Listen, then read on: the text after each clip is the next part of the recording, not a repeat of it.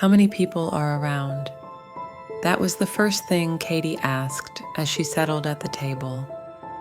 I scanned the diner. It was 2 a.m., almost empty. What's up? How many folks are here now, aside from us? She inquired. Maybe 5 or 6, I estimated. Katy's lips quivered. Exactly how many? She seemed shaken. I counted. A waiter, an old man fixated on his soup by the door, 2 young women, probably from a late-night party, devouring pancakes, a guy in a cap struggling with an overcooked steak, and a middle-aged woman in a green polka dot coat. 6, I confirmed. 6 people. Katy visibly relaxed. Thanks. It had been 5 months since Katy and I last saw each other. I'd been away at school and now home for the summer. Katy had gotten into a good university, but her sister, Anna, died in a car accident just before she left for school. It hit her hard, very hard. I wasn't sure why she reached out to me. Not for catching up, definitely not for a party. Katy knew I abstained from everything. For me, it was a result of growing up in a family of alcoholics and knowing the genetic odds. Katy looked worn, not high, but existentially drained.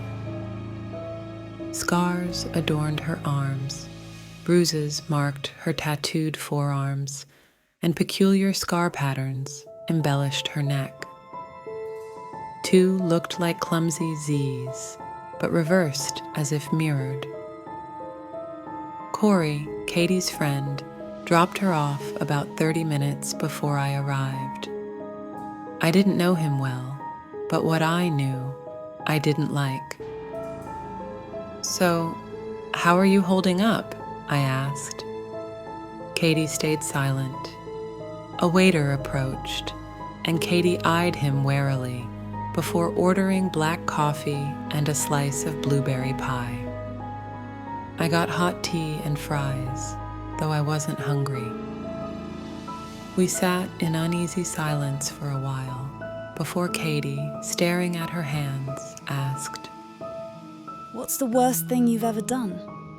I shrugged, lying, getting out of stuff, mostly to my high school friends. But I've changed. Don't do that anymore. Also, shoplifted once, a pair of socks. Katy chuckled. At that moment, the waiter returned with our orders. Katy jerked up, eyes wide, face flushing. The other patrons glanced, but did nothing. You all right? The waiter asked, surprised. Katy took a deep breath, slowly sitting back down. Yeah, sorry. She said. It's been a long night. The waiter shook his head, rearranging things. When he left, Katy sipped her coffee and then looked at me, eyes watering. I did the worst thing, tried to kill a man. I wasn't sure I heard right. What? Katy nodded, gaze fixed on me. A jogger. Corey and I hit him with a car. Oh my God, when did that? On the way here. My blood ran cold. We need to call the police. He could be out there, hurt, and... Don't worry. She interrupted. We went back. No runner. What does that mean? I felt my anger rising. Don't play games, I said. I don't want to hear that. It's not a game, Katy said. Ask Corey. I didn't want to call Corey. I didn't see the runner. Corey did. He told me where the man was. I grabbed the wheel and made the car hit him. Corey freaked out and talked about jail, but I told him not to worry. When he got out, no one was there. The road was empty. I expected that. She took another sip of coffee and poked at her pie, examining it under the dim light. It can look human. Any age, dress anything. Talks, eats, drinks, normal. It doesn't sound threatening, but wait. I can't see it. Invisible to me, but you and everyone else.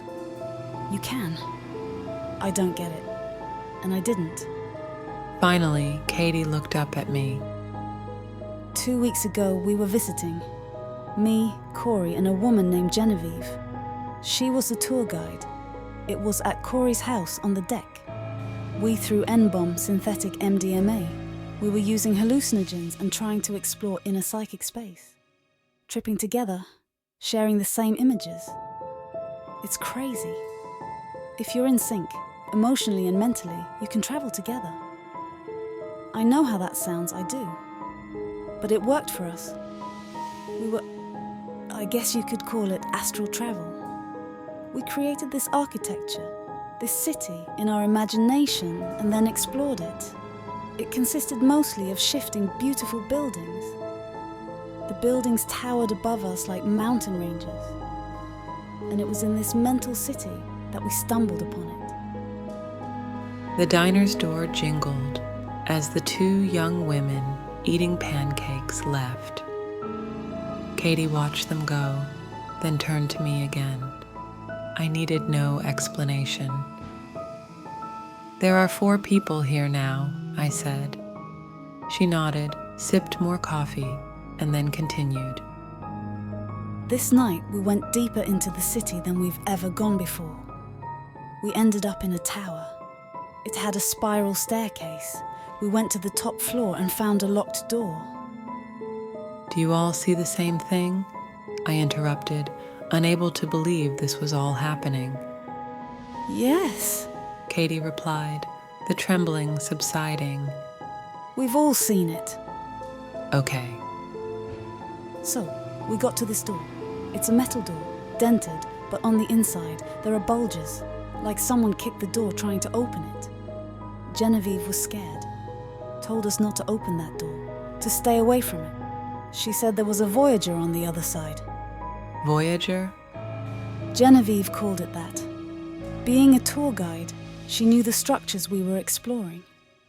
She had seen doors like this one, and she'd been warned about the Voyagers. As she told it, they were like us, explorers of inner space, but not from our reality. There's another one, bad one.